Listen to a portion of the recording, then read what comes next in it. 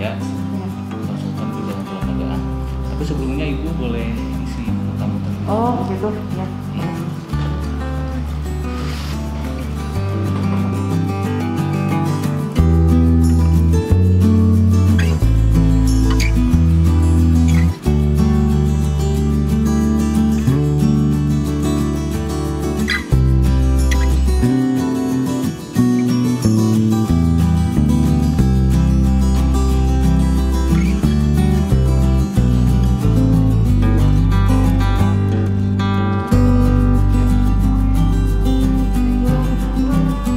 Ya Bu Ria, Ibu. Tadi diarahkan sama di depan ya Pak Isung untuk ke Bu Ria. Ya. Saya mau menanyakan soal untuk memiliki legalitas UMKM untuk Betul. usaha saya.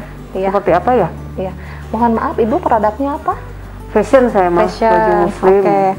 Jadi Ibu, sekarang memang ada peraturan terbaru dari pemerintah, yaitu Peraturan Pemerintah Nomor 24 Tahun 2018 tentang perizinan secara elektronik. Gitu.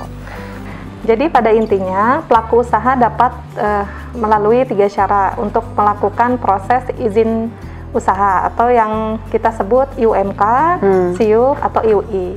Yang pertama boleh oleh pelaku usahanya langsung, silahkan dapat mengakses ke websitenya OSS Ibu.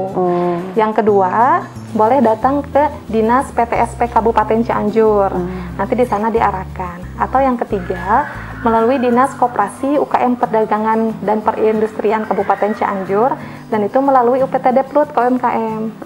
Seperti itu. Nanti di sini ada 5 konsultan yang dapat mendampingi. Salah satunya kebetulan di bidangnya saya Bu, di bidang kelembagaan untuk mendampingi fasilitasi legalitas usaha. Tadi ujinya apa aja Bu? UMK itu apa Bu? UMK itu izin usaha mikro kecil. Adapun syaratnya yaitu KTP, NPWP apabila punya, dan mengisi formulir di UPTD Plut, ataupun nanti silahkan datang ke Dinas PTSP kalau langsung ke instansi terkait. Oh, PTSP itu berarti Dinas Perizinan Terpadu Satu Pintu. Perizinan ya. Iya. Perizinan bisa ke di sini juga. Ya. Atau ke langsung sendiri ya? Langsung sendiri apabila sudah paham. Apabila belum paham silahkan datang ke Dinas PTSP atau ke Dinas Koperdagin, Koperasi UKM Perdagangan dan Perindustrian melalui OPTD Plut, karena kami sesuai dengan tugas dari Kementerian Koperasi dan UKM, Permenkop Nomor 02 Tahun 2019 tentang pendampingan legalitas usaha bagi koperasi dan UMKM. Iya, nah soal legalitas, ini kan saya juga pengen daftarin merek, itu gimana? Oke, untuk pendaftaran merek sendiri ada 3 jalur Ibu.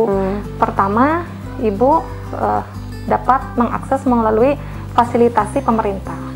Itu sama sekali tidak berbayar, sebetulnya bukan tidak berbayar mungkin ya Bu ya. Itu difasilitasi dan dibayar oleh pihak pemerintah. Ya.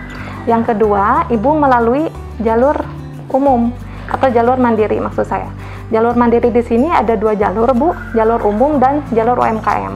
Perbedaannya terdapat di tarif, dan Ibu atau Bapak dapat mengecek di websitenya Kemenkumham untuk tarifnya sendiri. Memang ada perbedaannya. Jadi prosedurnya merek sama legalitas itu barengan atau gimana, Pria? Ya, sebetulnya sebagai dasar untuk kita melakukan registrasi atau pendaftaran merek, sebaiknya kita mempunyai legalitas sebagai pelaku usaha UMKM. Oh, tadi izin usaha mikro kecil itu ya, betul. UMK. Jadi langkahnya untuk merek ini tersendiri, pertama Ibu harus mempunyai dulu izin usaha mikro kecil, SIUP atau IUI, tergantung atau kita lihat dari jenis usahanya. Lalu kedua, Ibu silahkan melakukan namanya rekomendasi. Gitu.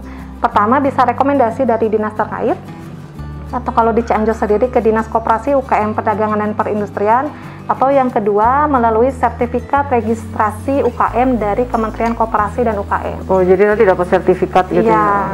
Jadi kalau untuk jalur UKM sendiri itu harus ada rekomendasi Ibu. Oh, gitu. Rekomendasi dari dinas atau dari sertifikat kementerian. Iya, betul. Setelah itu baru mendaftarkan ke websitenya Kemenkumham melalui yaitu hak kekayaan intelektual. Dan untuk pembayarnya sendiri itu silahkan langsung didaftarkan atau melakukan pembayarannya di bank setempat. Ya. Iyalah, saya mau diurus aja lah itu izinnya, legalitasnya. Boleh Bu. Nanti kita jadwalkan, karena untuk hak merek sendiri biasanya untuk pendampingannya saya tidak 1 kali, bisa sampai 3 kali. Kenapa? Karena hak merek ini tidak bisa sembarangan, karena harus ada konsep yang jelas dan matang dulu. Oh gitu ya? Kita daftarkan. Oh jadi nggak bisa sembarangan gitu ya? Nggak bisa, kita kayaknya cek saya dulu. pikir ngasih aja merek udah nanti enggak ya? Enggak Bu, jadi misalnya Ibu mereknya DEFG, nah saya cari dulu di websitenya Kemenkumham, apakah ini sudah terdaftar atau belum. Kalau misalnya belum, silakan Ibu mendaftar, dilanjutkan dengan merek yang sudah Ibu konsep sebelumnya. Tetapi apabila sudah ada, mohon maaf Ibu tolong cari konsep yang lain. Nanti lagi ya. Iya. Iya Bu Ria, ini kan sebenarnya punya merek sudah beberapa lama sih. Betul. Memang saya juga baru kepikiran sekarang itu mendaftar. Emang kenapa sih perlu kita daftarin atau di legalitas UMKM tadi? Iya. Pentingnya apa gitu? Betul. Pentingnya hak merek ini yaitu aset Bu bagi kita. Aset ya? Aset nama. Nah, salah satunya ada beberapa brand, contohnya ada Coca-Cola. Kalau tidak misalnya ada brand lain ya Bu ya, Hypermart atau yang lainnya. Nah, itu hak merek itu berguna sebagai tanda identitas kita, usaha kita. Jadi ketika kita akan mengeluarkan produk dengan merek DEFG, HIJ, nah kita up, tapi kita belum didaftarkan nih ke Kemenkumham. Misalnya belum daftar ini udah ada mereknya. Tiba-tiba ternyata Ibu pun sama mereknya dengan saya, DEF. Nah, saya sudah 10 tahun Ibu punya merek DEF ini. Ibu sedangkan Ibu baru 2 tahun, tapi saya udah lama pakai dan tidak mendaftarkan. Tiba-tiba Ibu daftarkan ke Kemenkumham dan Ibu mempunyai hak merek tersebut yang dikeluarkan oleh Kemenkumham. Otomatis saya tidak boleh menggunakan hak merek itu. Jadi untuk hak merek itu pentingnya hak merek bagi pelaku usaha itu sebagai tanda identitasnya kita. Jadi dia nggak bisa jualan lagi pakai merek itu gitu ya? Tidak bisa kalau sudah dipakai oleh orang lain. Ya, karena itu merugikan pihak lain mungkin ya Bu ya. Jadi betul-betul sangat harus dijaga sekali ini yang namanya hak merek bagi pelaku usaha. Dan ini juga merupakan aset usaha kita Bu. Jadi kan orang nanti mendengar oh ini merek DEF gitu kan, orang udah tahu ini brandnya kita. Gitu. Itu bisa dijadikan ya value aset juga kan ya Bu ya. Kita misalnya sudah ada franchise dan lainnya, nama kita sudah gaungnya sudah sangat besar. Nah itu kita bisa sebetulnya bisa dipakai untuk ya value-nya lebih tinggi lah gitu. Lebih tinggi. Iya. Kalau orang pakai nama kita juga kena hukum juga ya, artinya kena masalah juga dia ya sebenarnya. Betul. Ya. Kalau sudah didaftarkan ya. Iya, jadi orang lain tidak mempunyai hak untuk menggunakan nama atau merek yang sudah kita daftarkan sebelumnya.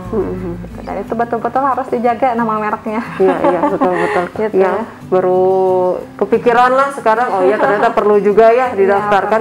Karena mungkin selama ini mendaftarkan merek tuh seolah-olah ribet, susah segala macem, tapi ya mungkin dengan bantuan di sini ya ada Pelut ini jadi lebih mudah, mungkin saya juga jadi enak gampang gitu ngobrol ya konsultasinya. Iya, Bu mungkin sebelumnya saya boleh perkenalkan beberapa layanan di sini Bu. Boleh? Iya, di sini kebetulan untuk pelayanan kita terdapat 5 bidang Ibu.